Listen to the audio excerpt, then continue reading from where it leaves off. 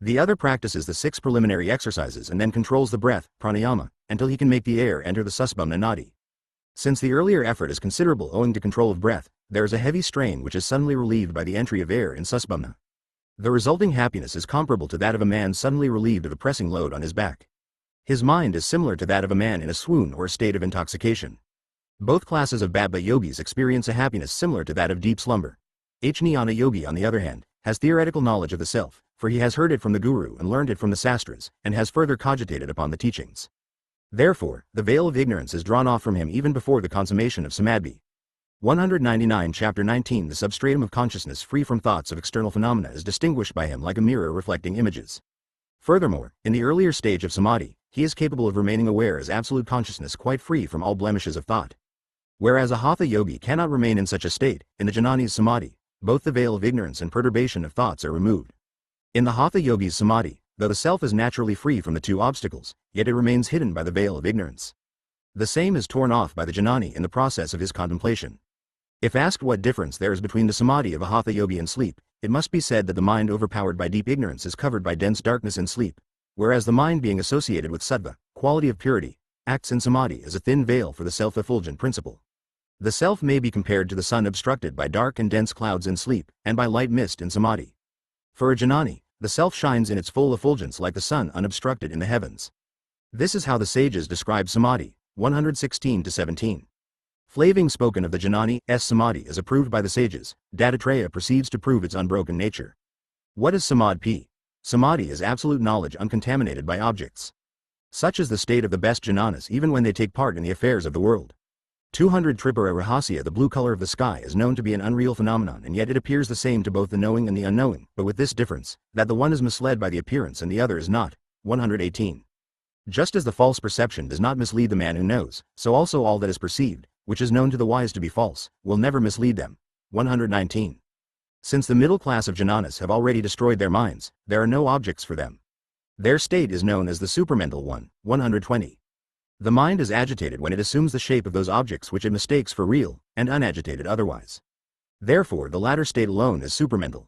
Note: the mind of the highest order of jnanas, though associated with objects, knows them to be unreal and therefore is not agitated as is the case with the ignorant. 121. Since a jnani of the highest order can engage in several actions at the same time and yet remain unaffected, he is always many-minded and yet remains in unbroken samadhi. His is absolute knowledge free from objects. I have now told you all that you want to know. Thus ends the chapter 19 on the different states of jnanas in Tripura Rahasya. Chapter XX Vidya Gita 1-20. I shall now relate to you an ancient sacred story. On one occasion very long ago there was a highly distinguished gathering of holy saints in the abode of Brahma, the Creator, when a very subtle and sublime disputation took place. Among those present were Sanaka, Sananda, Sanakumara and Sanatsujata, Vasishta, Palastya, Palaha, Kratu, Brigu, Atri, Angiras, Pracheta, Narada, Chayavana, Vamadeva, Vishwamitra, Gautama, Sukha, Parasara, Vyasa, Kanva, Kasyapa, Daksha, Sumanta, Sanka, Likita, Devala and other celestial and royal sages. Each one of them spoke of his own system with courage and conviction and maintained that it was better than all the rest. But they could not reach a conclusion and so asked Brahma, Lord, we are sages who know all about the world and beyond, but each one's way of life differs from that of the others because the dispositions of our minds differ. Some of us are always in nirvikalpa samadhi, some engaged in philosophical discussions, some sunk in devotion, some have taken to work, and others seem exactly like men of the world. Which is the best among us? Please tell us. We cannot decide ourselves, because each thinks that his way is the best. Thus requested, Brahma seeing their perplexity answered, Best of saints. I also would like to know. There is Parameswara who is the all-knower. Let us go and ask. 202 Tripura Rahasya hymn. Collecting Vishnu on their way, they went to Shiva. There the leader of the deputation, Brahma, asked Shiva about the matter. Having heard Brahma, Shiva divined the mind of Brahma and understood that the Risbhas were wanting in confidence and so that any words of his would be useless. He then said to them, Hear me, Risbhisal, neither do I clearly see which is the method. Let us meditate on the goddess, her majesty unconditioned knowledge.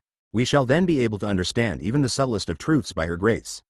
On hearing these words of Shiva, all of them, including Shiva, Vishnu and Brahma, meditated on her divine majesty, the transcendental consciousness pervading the 3 states of life, waking, dream and sleep. Thus invoked, she manifested in her glory as the transcendental voice in the expanse of pure consciousness. They heard the voice speak like thunder from the skies. Speak out your minds, O Risbhisal, be quick. The desires of my devotees will always be fulfilled immediately. 21-28. Hearing the voice, the exalted Risbus prostrated and Brahma and the others praised the goddess, namely absolute consciousness pervading the three states of life. Salutations to thee, the greatest, the best, the most auspicious, the absolute knowledge, the consciousness of the three states, the creatrix, the protectress, the dissolver in the self, the supreme one transcending all. Salutations again. There was no time when thou wert not, because thou art unborn. Thou art ever fresh and hence thou never. 203 Chapter 20 Growest old. Thou art all, the essence of all, the knower of all, the delighter of all. Thou art not all, thou art nowhere, with no core in thee, unaware of anything, and delighting no one. Note. Since there is no all, or place, or anything, in her natural state, she is everything that is and is not. O Supreme Being, salutations to thee, over and over again, before and behind, above and below, on all sides and everywhere. Kindly tell us of thy relative form and thy transcendental state, thy prowess, and thy identity WTFHJNANA. What is the proper and perfect means for attaining thee, the nature and the result of such attainment? What is the utmost finality of accomplishment, beyond which there remains nothing to be accomplished? Who is the best among the accomplished sages? Salutations again to thee. 29. Thus besought, the goddess of ultimate knowledge began with great kindness to explain it clearly to the sages. 30. Listen, sages, I shall categorically explain to you all that you ask. I shall give you the nectar drawn out as the essence from the unending accumulation of sacred literature. 31-40. I am the abstract intelligence wherefrom the cosmos originates, whereon it flourishes, and wherein it resolves, like the images in a mirror. The ignorant know me as the gross universe, whereas the wise feel me as their own pure being eternally glowing as I, within. This realization is possible only in the deep stillness of thought-free consciousness, similar to that of the deep sea free. 204 Tripura Rahasya from Waves. The most earnest of devotees worship me spontaneously and with the greatest sincerity, which is due to their love of me. Although they know that I am their own non-dual self, yet the habit of loving devotion which is deep-rooted in them makes them conceive their own self as me and worship me as the life current pervading their bodies, senses and mind, without which nothing could exist and which forms the sole purport of the Holy Scriptures. Such is my transcendental state. My concrete form is the eternal couple, the Supreme Lord and Energy, always in undivided union and abiding as the eternal consciousness pervading the three phenomenal states of waking, dream and sleep, and reclining on the cot, whose four legs are Brahma, the Creator, Vishnu, the Protector, Shiva, the Destroyer, and Iswara, Disappearance, and whose surface is Sadasiva, Grace, which is contained in the mansion known as the Fulfillment of Purpose, enclosed by the garden of Kadambidi trees, in the Jewel Island situated in the wide ocean of nectar surrounding the cosmos and extant. My concrete form is the eternal couple, the Supreme Lord and Energy, always in undivided union and abiding as the eternal consciousness pervading the three phenomenal states of waking, dream and sleep, and reclining on the cot, whose four legs are Brahma, the Creator, Vishnu, the Protector, Shiva, the Destroyer, and Iswara, Disappearance, and whose surface is Sadasiva, Grace, which is contained in the mansion known as the Fulfillment of Purpose, enclosed by the garden of Kadambidi trees, in the Jewel Island situated in the wide ocean of nectar surrounding the cosmos and extending beyond. The Supreme Lord and Energy, always in undivided union and abiding as the eternal consciousness pervading the three phenomenal states of waking, dream and sleep, and reclining on the cot, whose four legs are Brahma, the Creator, Vishnu, the Protector, Shiva, the Destroyer, and Iswara, Disappearance, and whose surface is Sadasiva, Grace, which is contained in the mansion known as the Fulfillment of Purpose, enclosed by the garden of Kadambidi trees, in the Jewel Island situated in the wide ocean of nectar surrounding the cosmos and extending beyond. Brahma, Vishnu, Shiva, Iswara, Sadasiva, Ganesha, Skanda, the gods of the eight quarters, their energies, other gods, celestials, celestial serpents and other superhuman beings are all manifestations of myself. However, people do not know me because their intellect is shrouded in ignorance. 41.1 Grant boons to those who worship me. There is no one besides me worthy of worship or capable of fulfilling all desires. 205 Chapter 20, Commentary. All deities who receive worship and all conceptions of God are my manifestations, because I am pure intelligence which cannot under any circumstances be transcended. 42. The fruits of worship are put forth by me according to the mode of worship and the nature of individual desires. I am indivisible and interminable. 43. Being non-dual and abstract intelligence, I spontaneously manifest even as the smallest detail in the universe, and as the universe. 44. Though I manifest in diverse ways, I still remain unblemished because absoluteness is my being. This is my chief power, which is somewhat hard fully to understand. 45. Therefore, O Rishizel, consider this with the keenest of intellect. Though I am the abode of all and immanent in all, I remain pure. 46-49. Although I am not involved in any manner and am always free, I wield my power, called Maya. I become covered with ignorance, appear full of desires, seek their fulfillment, grow restless, project favorable and unfavorable environments, am born and reborn as individuals, until growing wiser I seek a teacher and sage, learn the truth from him, put it in practice and finally become absolved. All this goes on in my pure, uncontaminated, ever-free absolute intelligence. This manifestation of the ignorant and the free, and of others, is called my creation, which is, however, without any accessories. My power is too vast to be described. I shall. 206 Tripura Rahasya tell you something of it in brief. It is that the cosmos is only the obverse of the mind which is projected from consciousness. 50. Knowledge relating to me is complex, but it can be dealt with under the two categories, dual and non-dual, of which the former relates to worship and the latter to realization. On account of their intricacies, there are many details in them leading up to different results. 51. Dual knowledge is manifold because it depends on the concept of duality and manifests as worship, prayer, incantation, meditation, etc., all of which are due to nothing more than mental imagery. 52 to 53. Even so, they are efficacious in contradistinction to daydreams, for the law of nature provides for it. There are degrees in the efficacy of the methods, of which the most important concerns the aspect mentioned before, see above the concrete form of Devi. The ultimate goal of all is certainly non-dual realization. Commentary. Mental imagery cannot put forth tangible results either directly or in successive stages. But the imagery relating to God differs from ordinary daydreams in that it purifies and strengthens the mind, in order to make it fit to realize the self. Again, the most efficacious among the concepts of God is the one already mentioned, namely, the eternal couple. Although it will not directly remove ignorance, yet it will help its removal for the resurrection of the man as a full-blown Janani. 54. Worship of abstract intelligence in a concrete form is not only useful but essential for non-dual real. Chapter 2207 Isation. For how can one be made fit for it without further benediction? 55. Non-dual realization is the same as pure intelligence, absolutely void of objective knowledge. Such realization nullifies all objective knowledge, revealing it in all its nakedness to be as harmless as a picture of a pouncing tiger or of an enraged serpent. 56. When the mind has completely resolved into the self, that state is called nirvikalpa samadhi, the indifferentiated peaceful state. After waking up from it, the person is overpowered by the memory of his experience as the one, undivided, infinite, pure self, and he knows, I am that, as opposed to the puerile I thought of the ignorant. That is supreme knowledge, vijnana or pratyabhajna jnand. Note.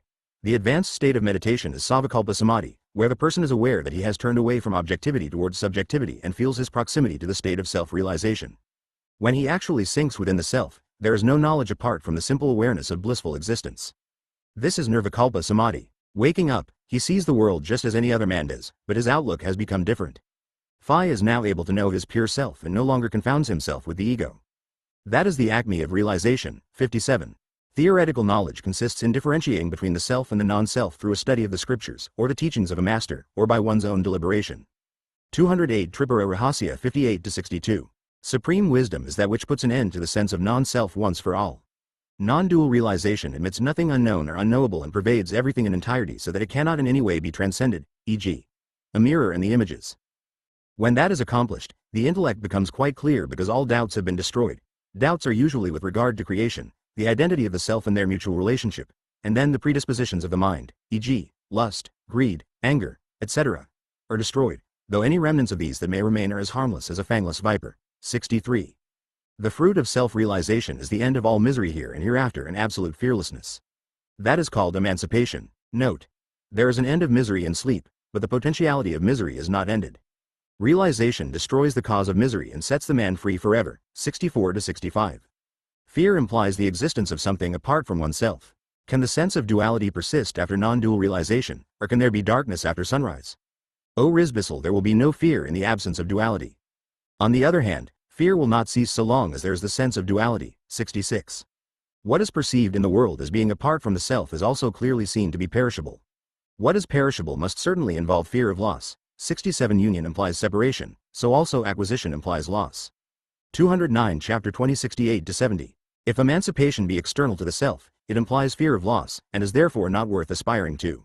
On the other hand, moksha is fearlessness and not external to the self. When the knower, knowledge and the known merge into unity, that state is totally free from fear and hence moksha results.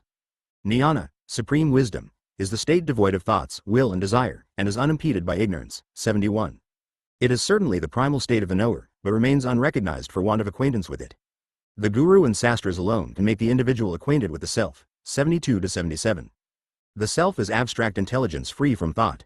The knower, knowledge and the known are not real as different entities. When differentiation among them is destroyed, their true nature is evident in the resulting non-dual consciousness, which is also the state of emancipation. There is in fact no differentiation among the knower, etc. The differences are simply conventions retained for the smooth working of earthly life. Emancipation is eternal and, therefore, here and now, it is nothing to be acquired. The self manifests as the knower, knowledge and the known. The cycle of births and deaths endures with all the apparent reality of a mountain so long as this manifestation lasts. As soon as the manifestation is realized to consist of the self alone without any admixture of non-self, the cycle of births and deaths comes to a standstill, and is broken down to fragments like clouds dispersed by strong winds. 210 Tripura Rahasya 78. Thus you find that earnestness is the only requisite for emancipation. No other requisite is needed if the longing for emancipation is intense and unwavering. 79. What is the use of hundreds of efforts in the absence of a real and unswerving desire for emancipation? That is the sole requisite and nothing else. 80-81. Intense devotion signifies mental abstraction as the devotee loses himself in the desired object. In this particular instance, it will mean emancipation itself. For such unwavering devotion must certainly succeed, and success is only a question of time, which may be days, months, years, or even the next birth, according as the predispositions are light or dense. 82-83. The intellect is ordinarily befouled by evil propensities, and so nothing good flourishes there. Consequently, people are boiled in the seething cauldron of births and deaths. Of these evil propensities, the first is want of faith in the revelations made by the Guru and in the Sastras. The second is addiction to desires, and the third is dullness, inability to understand the revealed truth. This is a brief statement of them. 84-85. Of these, want of faith is betrayed by one's doubts regarding the truth of the statements and by failure to understand them. The doubt arises whether there is moksha, and later misunderstanding leads to its denial. These two are sure obstacles to any sincere efforts being made for realization. 86. All obstacles are set at naught by a determined belief in the contrary, that is to say, a determined belief. 211 Chapter 20 regarding the existence of moksha will destroy both uncertainty and misunderstanding. But the question arises how this determined belief will be possible when faith is wanting. Therefore cut at its root. What is its root? 87-88. Want of faith has its root in unfavorable logic. Give it up and take to approved logic as found in holy books and expounded by a guru. Then enlightenment becomes possible and faith results. Thus ends the first evil propensity. 89-95. The second propensity, namely desire, prevents the intellect from following the right pursuit. For the mind engrossed in desire cannot engage in a spiritual pursuit. The abstraction of a lover is well known to all. He can hear or see nothing in front of him. Anything said in his hearing is as good as not said. Desire must therefore be first overcome before aspiring for spiritual attainment. That can be done only by dispassion. This propensity is manifold, being in the forms of love, anger, greed, pride, jealousy, etc. The worst of them is pursuit of pleasure, which, if destroyed, destroys all else. Pleasure may be subtle or gross. Neither of these must be indulged in, even in thought. As soon as the thought of pleasure arises, it must be dismissed by the willpower developed by dispassion. 96-99. In this way, the second evil propensity is overcome. The third, known as dullness resulting from innumerable wicked actions in preceding births, is the 212 Tripura Rahasya, worst of the series and hardest to overcome by one's own efforts. Concentration of mind and understanding of truth are not possible when dullness prevails. There is no remedy for it other than worship of the goddess of the self, adoration, prayer, meditation, etc. I remove the devotee's dullness according to his worship, quickly, or gradually, or in the succeeding birth. 100-102. He who unreservedly surrenders himself to me with devotion, is endowed with all the requisites necessary for self-realization. He who worships me, easily overcomes all obstacles to self-realization. On the other hand, he who being stuck up does not take refuge in me, the pure intelligence manipulating the person, is repeatedly upset by difficulties, so that his success is very doubtful. 103-104. Therefore, O Rishizel, the chief requisite is one-pointed devotion to God. The devotee is the best of aspirants. The one devoted to abstract consciousness excels every other seeker. Consummation lies in the discernment of the self as distinguished from the non-self. 105-112. The self is at present confounded with the body, etc. Such confusion must cease and awareness of the self must result as opposed to any science in sleep.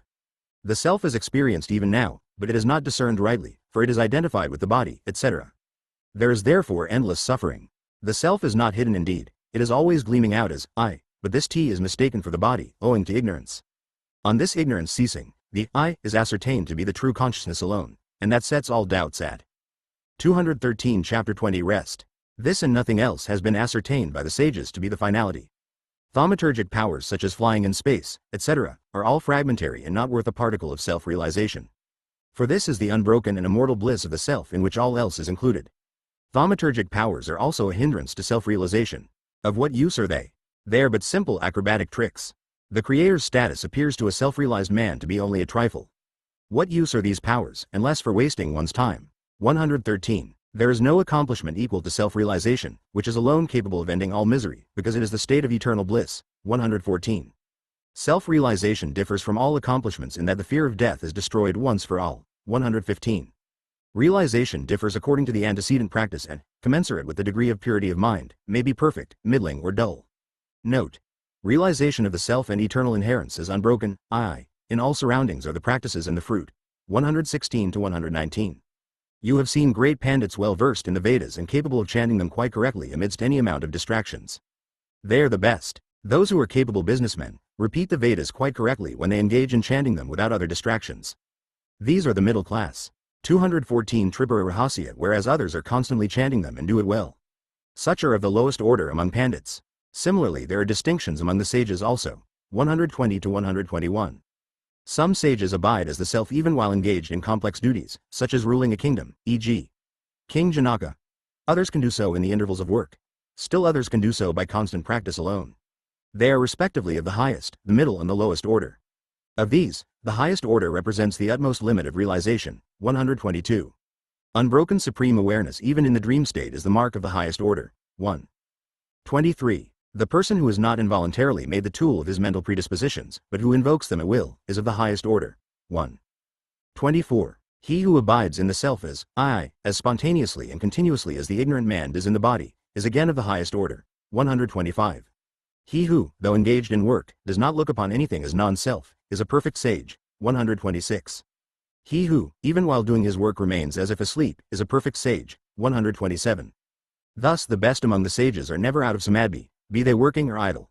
128 to 133. He who is, from his own experience, capable of appreciating the states of other jnanas, including the best among them, is certainly a perfect sage.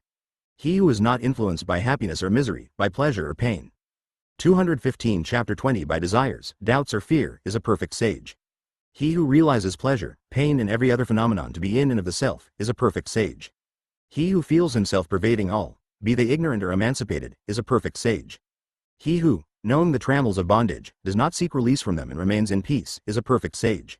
Those perfect among the sages are identical with me. There is absolutely no difference between us. 134. I have now told you all this in answer to your questions. You need no longer be perplexed with doubts. 135. Having said so, transcendental intelligence became silent. Then all the rishis saluted Shiva and the other gods and returned to their own abodes. I have now told you the sacred Gita of pure knowledge, which destroys all sins and purifies the mind.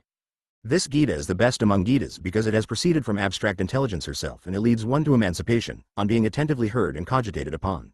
This Gita is the raft to save one from sinking in the ocean of samsara, the cycle of births and deaths, and so it must be read or repeated every day with love and care. Thus ends the chapter of Vidya Gita in Tripura Rahasya. Chapter 21 on the accomplishment of wisdom, its nature and scriptural lore 1. After Parasurama heard this from Sri Dattatreya, he felt as if released from the meshes of ignorance. 2-8. He again saluted Sri Datta and asked him with great devotion, Lord, please tell me exactly how wisdom can be accomplished. I want to hear the essence of it in brief. The method should also be easy and at the same time efficient. Please also tell me the characteristics of the sages, so that I may readily recognize them. What is their state with or without the body? How can they be unattached though active? Kindly tell me all this.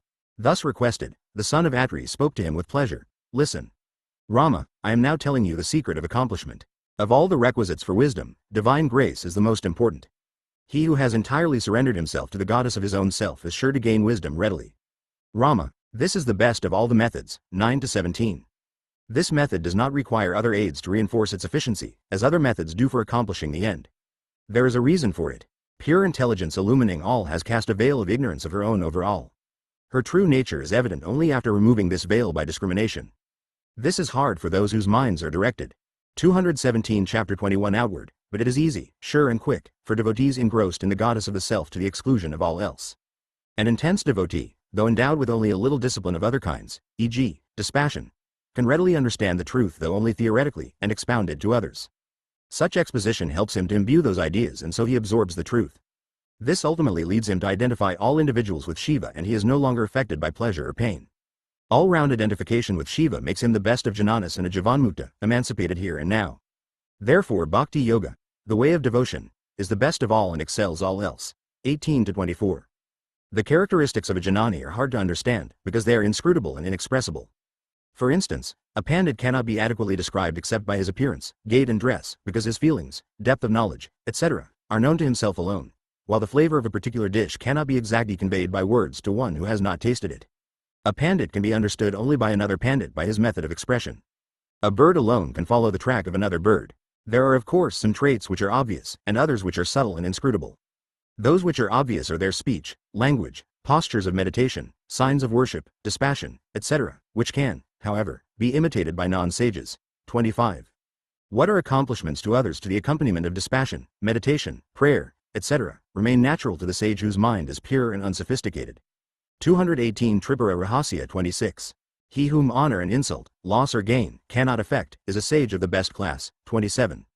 The best among sages can, without hesitation, give complete answers on matters relating to realization and the sublimest truths. 28. He seems to be spontaneously animated when discussing matters pertaining to jnana, realization, and is never tired of their exposition. 29. His nature is to remain without efforts. Contentment and purity abide in him. Even the most critical situations do not disturb his peace of mind. 30. These are qualities which must be tried for oneself and verified. They are of no value as tests applied to others, for they may be genuine or spurious. 3. 1. An aspirant must first apply the tests to himself and always prove his own worth. He can then judge others. 32 to 33. How can the repeated testing of oneself fail to improve one? Let one not spend one's time judging others, but let one judge oneself. Thus one becomes perfect. 34 to 38. What have here been called the traits of a Janani are meant for one's own use and not for testing others, because they admit of many modifications according to circumstances. For instance, a Janani who has realized the self with the least effort may continue in his old ways although his mind is unassailable. He looks like a man of the world for all practical purposes. How then can he be judged by others?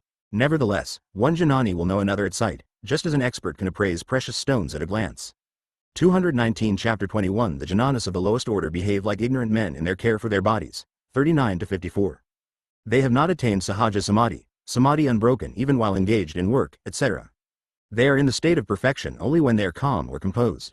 They have as much of the body sense and enjoy pleasure and pain with as much zest as any animal, when they are not engaged in the investigation of the self. Though they are not always inquiring into the self, yet there are periods of the perfect state owing to their previous practice and experience. All the same, they are emancipated because the animal sense is only an aberration during interludes of imperfection and does not leave any mark on them. Their aberration is similar to the ashy skeleton of a piece of burnt cloth which, though retaining the old shape, is useless. Again, the intervals of realization have an abiding effect on their lives, so that the world does not continue to enthrall them as heretofore. A dye applied to the border of the cloth creeps, and shades the body of the cloth also. The middle class of Jananas are never deluded by their bodies. Delusion is the false identification of I with the body. This never arises with the more advanced Jananas, namely the middle class among them. Identification of the self with the body is attachment to the body. The middle class of Jananas are never attached to the body. Their minds are mostly dead because of their long practice and continued austerities. They are not engaged in work because they. 220 Tripura Rahasya are entirely self-possessed. Just as a man moves or speaks in sleep without being aware of his actions, so also this class of yogi does enough work for his minimum requirements without being aware of it. Having transcended the world, he behaves like a drunken man. But he is aware of his actions. His body continues on account of his vasanas, predispositions, and destiny. Jananas of the highest class do not identify the self with the body but remain completely detached from their bodies. Their work is like that of a charioteer driving the chariot, who never identifies himself with the chariot. Similarly, the Janani is not the body nor the actor, he is pure intelligence. Though entirely detached within from action, to the spectator he seems to be active. He performs his part like an actor in a drama, and plays with the world as a parent does with a child. 55 to 56. Of the two higher orders of Jananas, the one remains steadfast through his sustained practice and control of mind, whereas the other is so on account of the force of his discrimination and investigation. The difference lies in the merits of their intellect. I shall now relate to you a story in this connection. 57 to 79. There was formerly a king by name Ratnangada ruling in the city of Amrita on the banks of the Vipasa. He had two sons, Rukmingada and Hemingada, both wise and good and dearly loved by their father. Of them, Rukmingada was well versed in the sastras, and Hemingada was a Janani of the highest order. On one occasion both of them went out on a hunting expedition into a dense 221 Chapter 21 forest, followed by their retinue. They accounted for many a deer, tigers, hares, bisons, etc., and being thoroughly exhausted, they rested beside a spring. Rukmingada was informed by some persons that there was a Brahmarakshas, a species of ghoulish spirit of a learned but degenerate Brahmin, close by, who was very learned, accustomed to challenge pandits for discussion, vanquish them and then eat them. Since Rukmangada loved learned disputations, he went with his brother to the ghoul and engaged him in argument. He was however defeated in the debate, and so the ghoul caught hold of him to devour him. Seeing this, Hemangada said to the ghoul, "O Brahmarakshas, do not eat him yet. I am his younger brother. Defeat me also in argument so that you may eat us both together." The ghoul answered, "I have long been without food. Let me first finish this long wished for prey, and then I shall defeat you in debate and complete my meal with you. I hope to make a hearty meal of you both." Once I used to catch any passer-by and eat him. A disciple of Vasishta, by name Devarata, once came this way and he cursed me, saying, "May your mouth be burnt if you indulge in human prey any more." I prayed to him with great humility and he condescended to modify his curse thus: "You may eat such as are defeated by you in debate." Since then I have been adhering to his words. I have now waited so long for prey that this is very dear to me. I shall deal with you after finishing this prey. Saying so, he was about to eat the brother, but Hemangada again interceded, saying, "O Brahmarakshas, 222 Tripura Rahasya, I pray you kindly accede to my request. Tell me if you would relinquish my brother if other food were found for you. I will redeem my brother in that way if you will allow it." But the ghoul replied, saying, "Listen, king. There is no such price for redemption. I will not give him up. Does a man let his long wished for food slip away from his hold? However, I shall tell you now a vow which I have taken. There are many questions deeply afflicting my mind. If you can answer them satisfactorily, I shall release your brother." Then Hemangada asked the ghoul to mention the questions so that he might answer them. The ghoul then put to him the following very subtle questions which I shall repeat to you, Parasarama. They are: 80. What is more extensive than space and more subtle than the subtlest? What is its nature? Where does it abide? Tell me, Prince. 81. Listen, spirit. Abstract intelligence is wider than space and subtler than the subtlest. Its nature is to glow and it abides as the self. 82. Spirit. How can it be wider than space, being single? Or how is it subtler than the subtlest? What is that glow? And what is that self? Tell me, Prince. 83. Listen, spirit. Being the material cause of all, intelligence is extensive though single. Being impalpable, it is subtle. Glowing obviously implies consciousness, and that is the self. 84. Spirit. Where and how is chit, abstract intelligence, to be realized, and what is the effect? 223 Chapter 21 85. Prince. The intellectual sheath must be probed for its realization. One-pointed search for it reveals its existence. Rebirth is overcome by such realization. 86. Spirit. What is that sheath and what is concentration of mind? Again, what is birth?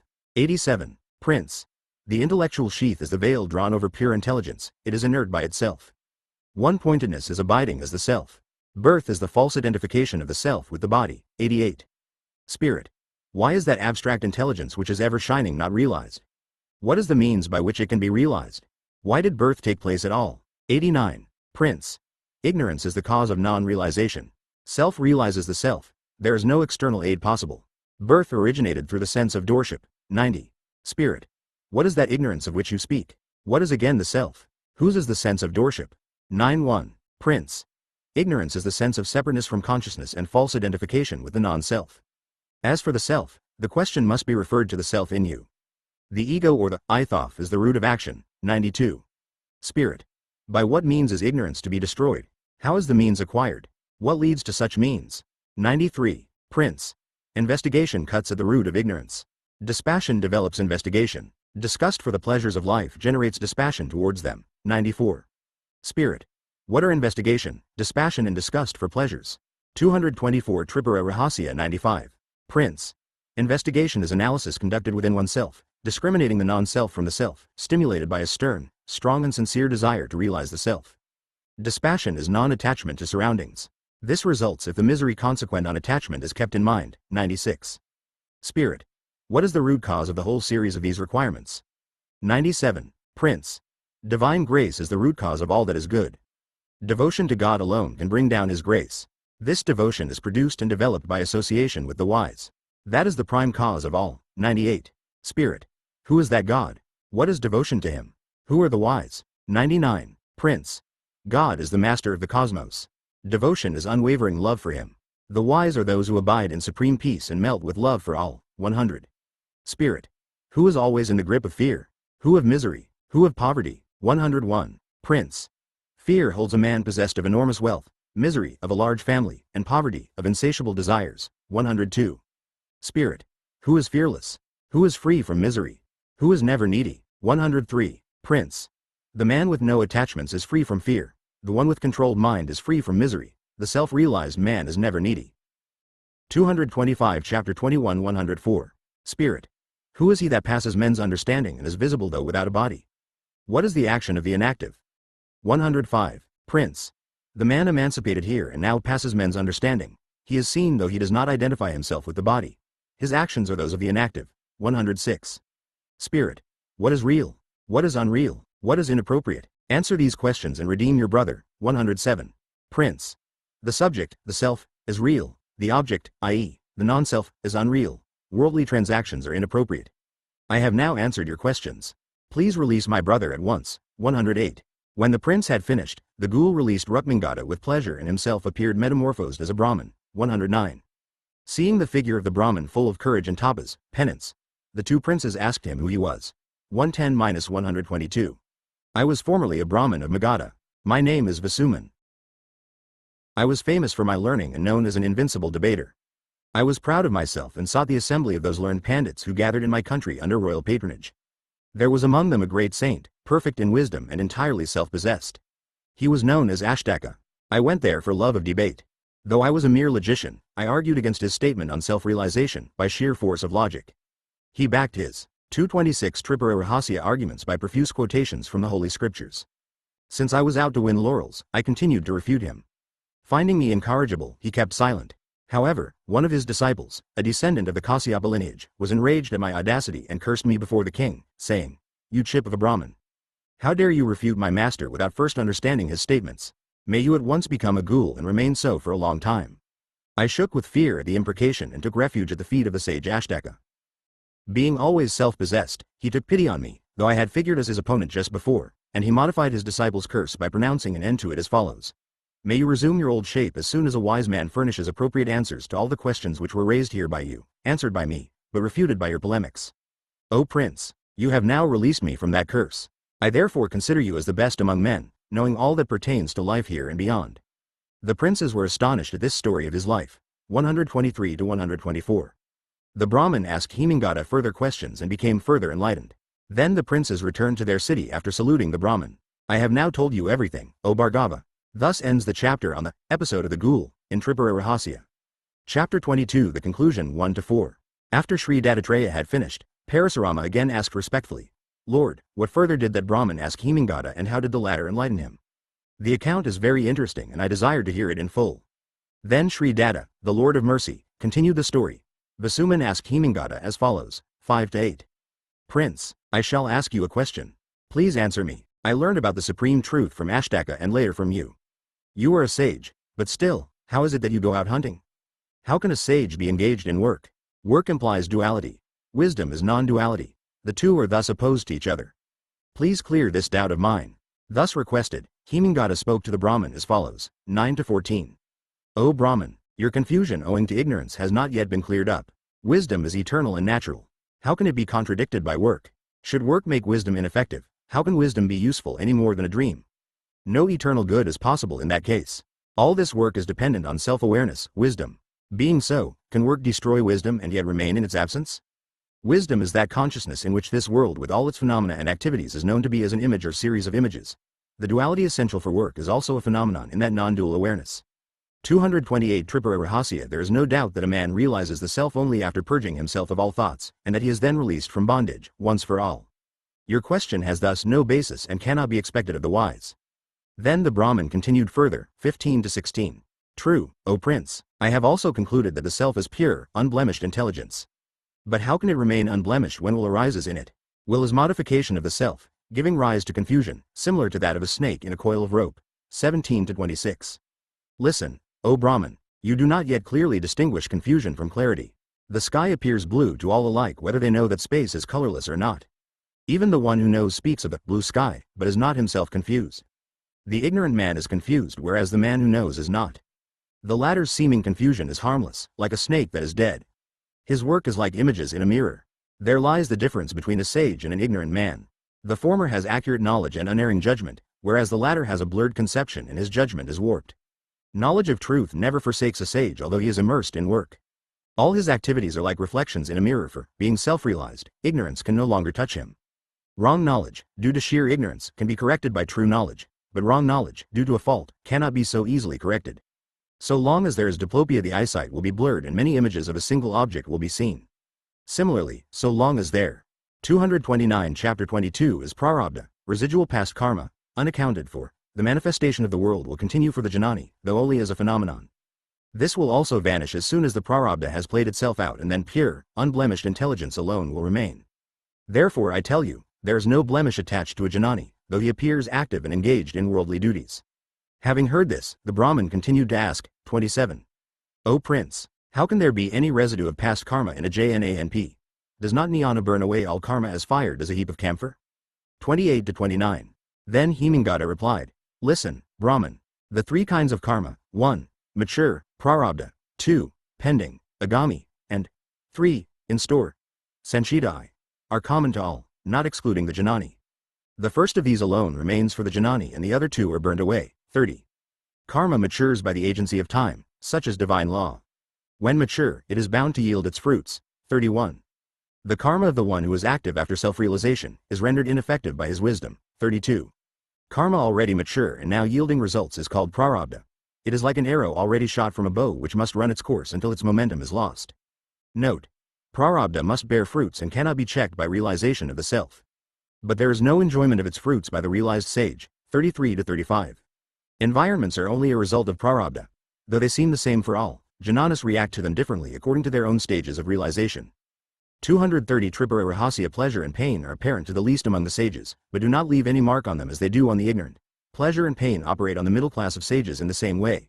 However, they react only indistinctly to their surroundings, as a man in sleep does to a gentle breeze or to an insect creeping over him. Pleasure and pain are again apparent to the highest among the sages, who, however, look upon them as unreal, like a hare growing horns. 36. The ignorant anticipate pleasure and pain before the enjoyment, recapitulate them after enjoyment, and reflect on them, so that they leave a strong impression on their minds. 37. Jnanas of the lowest order also enjoy pleasure and pain like the ignorant, but their remembrance of such experiences is frequently broken up by intervals of realization.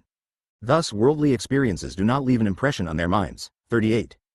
Jnanas of the middle class, accustomed to control their minds by long-continued austerities, keep their minds in check even while experiencing pleasure and pain, and thus their response to the world is as indistinct as that of a man in sleep, to a gentle breeze playing on him or an ant creeping over his body. 39 to 41.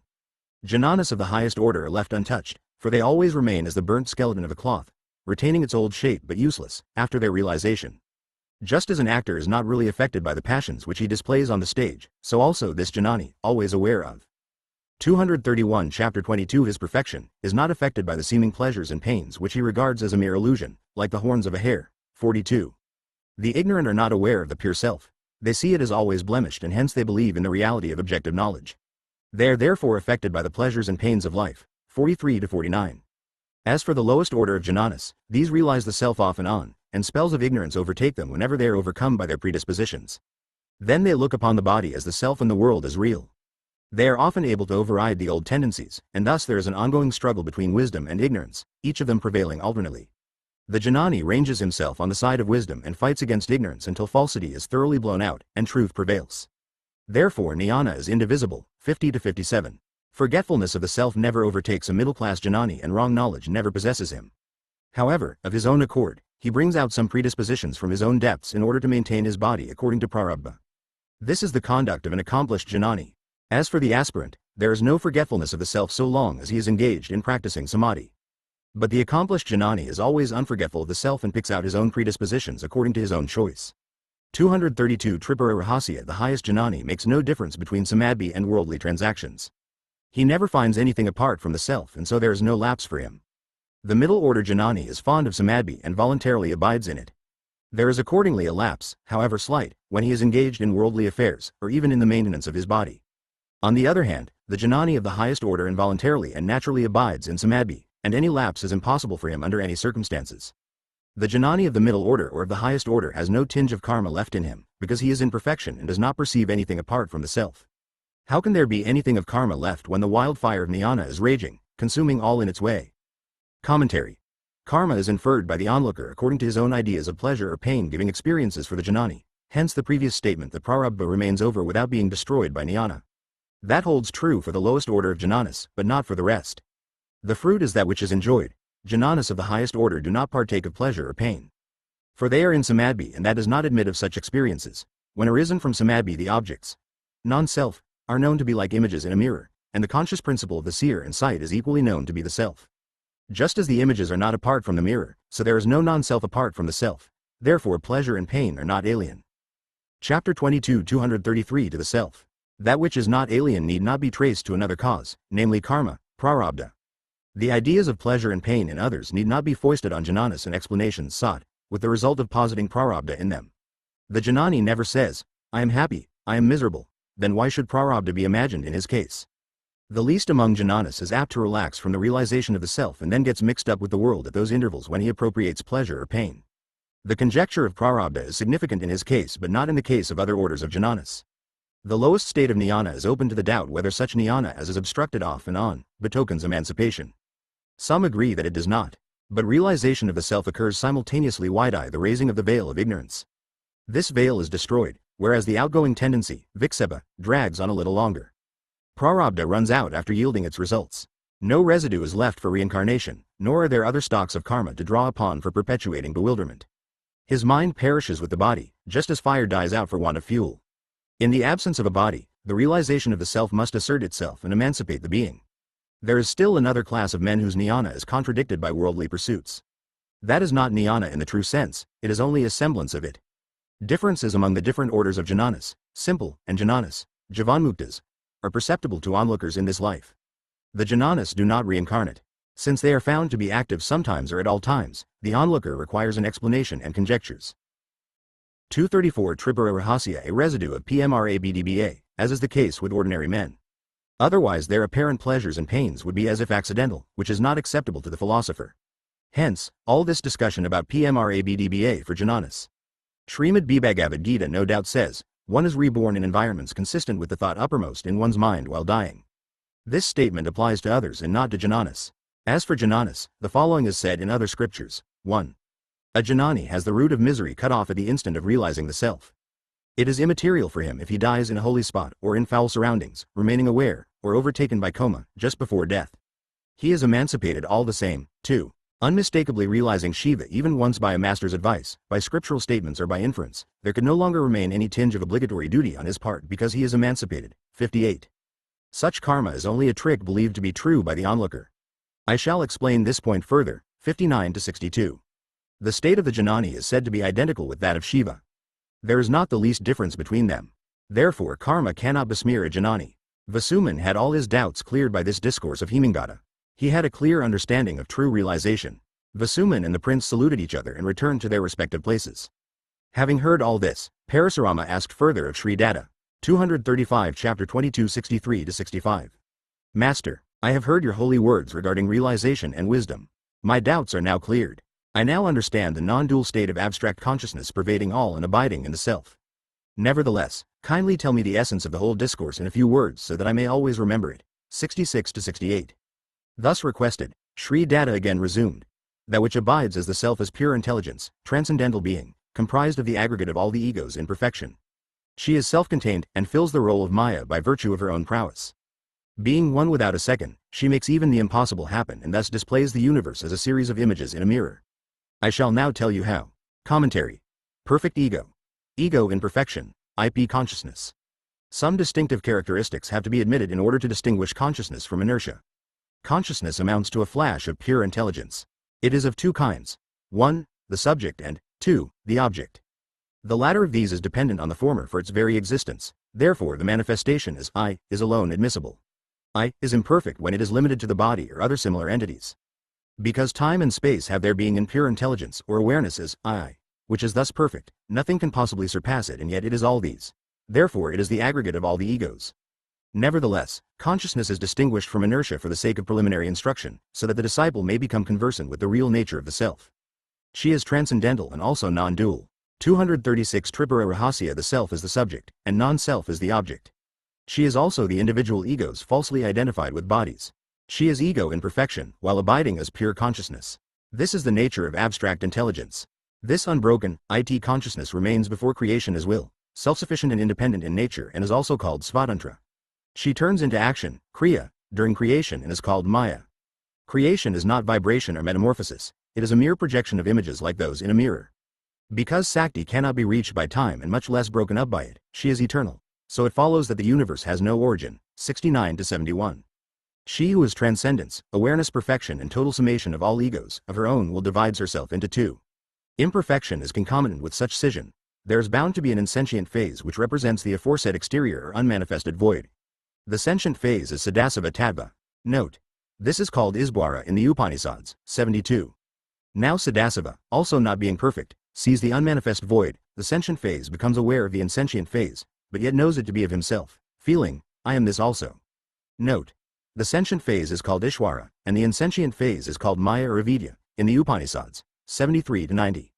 Later Sadasava identifies the insentient phase with his body at the time of starting creation. Then he goes by the name Ishwara. Now this contaminated higher.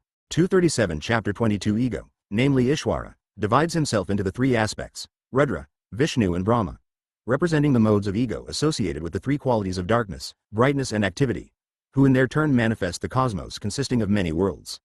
Brahmas are innumerable, all of whom are engaged in creating worlds. Vishnus are equally taken up in protecting the worlds, and the Rudras in destroying them. This is the way of creation. But all of them are only images in the grand mirror of abstract consciousness. These are only manifest, but are not concrete, since they have never been created. The Supreme Being is always the sum total of all the egos. Just as you fill the body and identify yourself with different senses and organs without deviating from the ego, so does the transcendental pure intelligence similarly identify itself with all, beginning with Sadasava and ending with the minutest protoplasm, and yet remains single. Again, just as you cannot taste anything without the aid of the tongue, nor apprehend other things without the aid of other senses or organs, so also the Supreme Being, Sadasava, acts and knows through the agency of Brahma, etc., and even of worms. Just as your conscious self remains pure and unqualified, although it forms the basis of all the activities of limbs, organs and senses, so also the Supreme Intelligence is unaffected though holding all the egos within herself. She is not aware of any distinctions in the vastness of the cosmos, nor does she make difference among the egos. 238 Tripura Rahasya. In this manner, the cosmos shines in her like images in a mirror. The shining of the cosmos is due to her reflection. In the same way, the individuals in the world, namely you, I, and other seers are all flashes of her consciousness. Since all are only phases of Supreme Intelligence, that alone will shine in purity which is bereft of taints or impediments in the shape of objects. Just as the shining mirror is clear when images no longer appear in it, and the same mirror remains untainted even when the images are reflected in it, so also pure intelligence subsists pure and untainted whether the world is seen or not. 91 to 92. This untainted Supreme Intelligence is one without a second and filled with bliss, because it is totally free from the least trace of unhappiness. The sum total of all happiness of all the living beings has taken shape as the Supreme One because she is obviously desired by all, and she is no other than the Self, which consists of pure bliss, because the Self is the most beloved of every being. 93. For the sake of the Self people discipline their bodies and subdue their desires. All sensual pleasures are mere sparks of bliss inherent in the Self. Note. Spiritual men are known to lead abstemious lives, to deny ordinary comforts to their bodies and even to torture them, in order that they may secure a happy existence after death. Their actions clearly prove their love of the Self surviving the body, this life, etc. Their hope of future bliss further establishes the unique beatific nature of the Self, surpassing sensual pleasures which might be indulged in here and now. 239 Chapter 22 94. For sensual pleasures are similar to a sense of relief felt on unburdening oneself of a crushing load, or to the peace of sleep. Pure intelligence is indeed bliss because it is the only one sought for.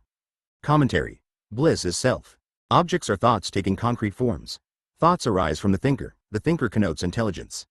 If the thinker be purged of even the least trace of thought, individuality is lost and abstract intelligence alone is left.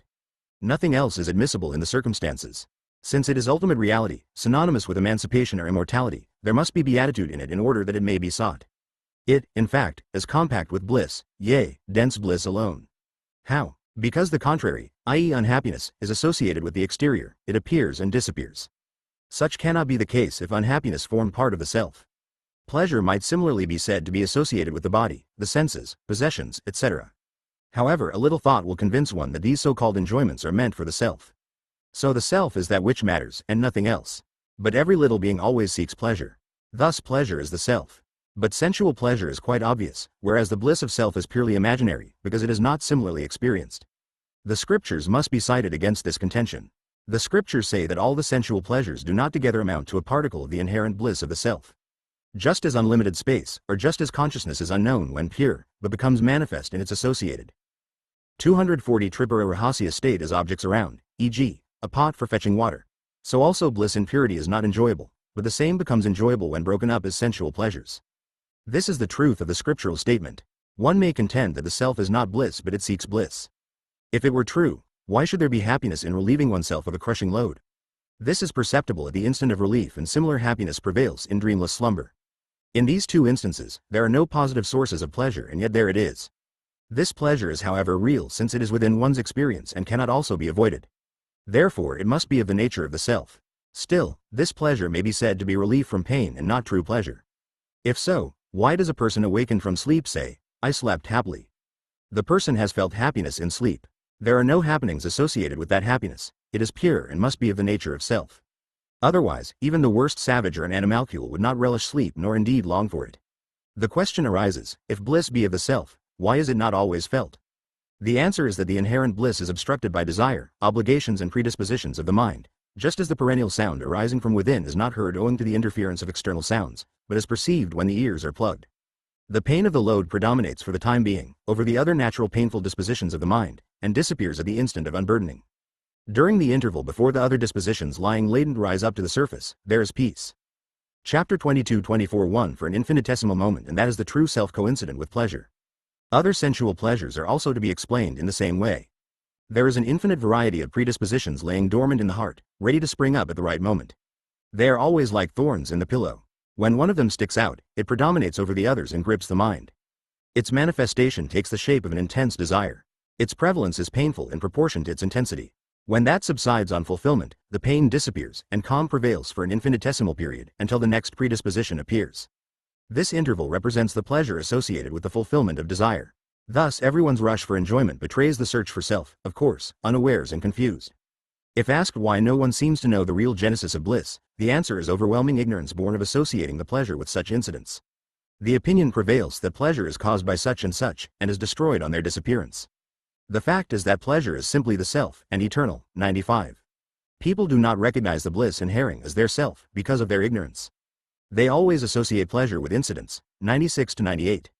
Furthermore, just as images in a mirror are associated with objects, ignoring the presence of the reflecting surface, but after consideration are found to be dependent on the mirror and not apart from it, and the mirror is found to be untainted by the reflected images, so also the sages know the self alone to be unique. 242 Tripura Rahasya, real and untainted by its own projections, namely, the world, etc. 99. The relation of the cosmos to pure intelligence, i.e., abstract self, is like that of a pot to earth, or of an ornament to gold, or of sculpture to the granite rock. 100.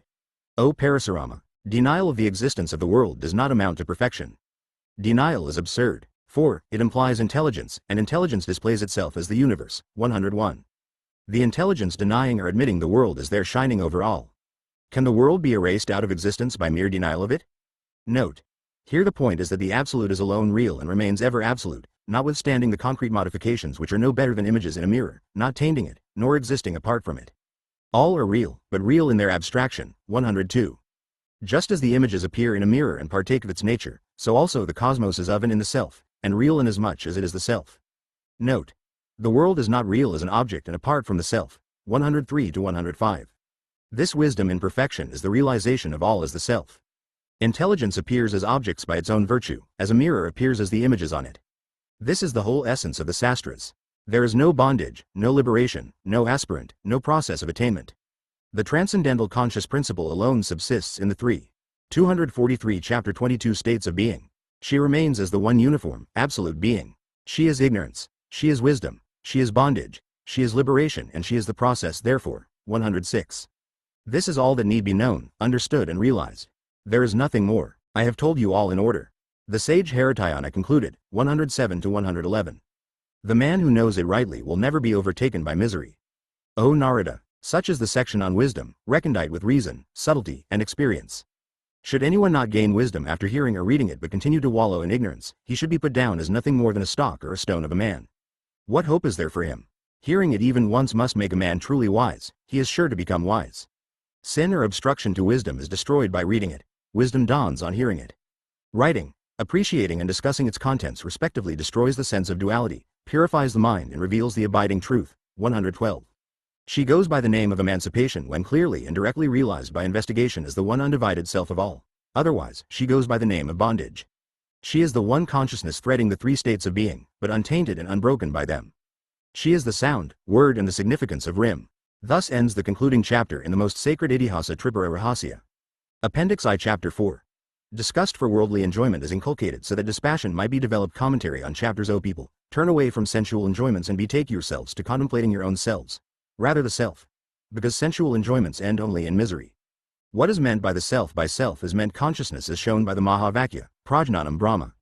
This Prajnanam, consciousness, must be worshipped. Here worship does not mean external or ritual worship. What is it then? To be unshakingly fixed in the intuition, I am Brahman, in accordance with the sutra, the state intuited as I. Objection. It is in other words to annihilate the body and its associates. Answer. Rather it is, contemplate consciousness to the exclusion of objects illumined by it. Q. How? A. It means all objects being illumined by consciousness do not exist on their own merit. They are only fancied to be, like the horns of a hare. Question. If non-existent like the hare's horns, how do they appear to view at all? Answer. Only consciousness shines forth and no other. 245 Appendix IQ. If there is only chit and nothing besides, how does it shine forth as body, etc.? A. It is like images in a mirror. The real significance of the Agamas, the Tantric texts, is this: consciousness is truly the self, subjective reality, because it cannot be referred to by the word, this. The non-self alone can thus be referred to.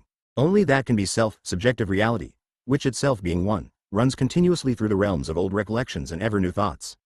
Being pure consciousness by nature, it cannot admit of differentiation and is the same whether in gods, asuras or men, etc.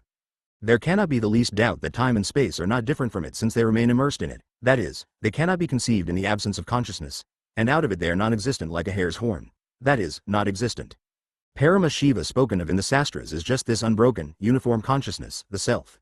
His own power known as Maya, which can make the impossible possible, hiding her real identity and manifesting her impurity as avidya, ignorance, produces duality. Of this duality the perceptible, Drishyam, has not its origin in Shiva, like a sprout in its seed. Nor is it a modification, Purnama, because the material forming it is not continuous in its source, like clay in utensils of clay. Nor is it a superimposition, Vivarta, like a snake on a piece of rope, because the duality of the perceiver and the perceived is not acceptable. What is it then? Just as a mirror remaining unaffected presence within itself pictures owing to its clarity, so also C.W. presents by its own power the objects. 246 Tripura Rahasya illumined by itself within itself. Nor should the doubt arise that just as a mirror requires corresponding external objects for reflection in itself, there must be an external world to correspond to the reflection in chit. For, the external object does not form the material for its reflection but only affects it, like the wheel and the stick being the effective causes for producing a pot. These accessories are variable because the wheel is rotated by hand. Similarly, it is not improper to consider Maya, chit's own power, to be the effective cause for producing the perceptible ijagat, in chit. No other explanation but that of reflection fits in with the appearance of the perceptible in chit. There cannot be an object external to consciousness, for it cannot be illumined, in order to be reflected. Nor does the world appear owing to its relation to chit, because this will lead to regressus ad infinitum. Also, even in the absence of chit the world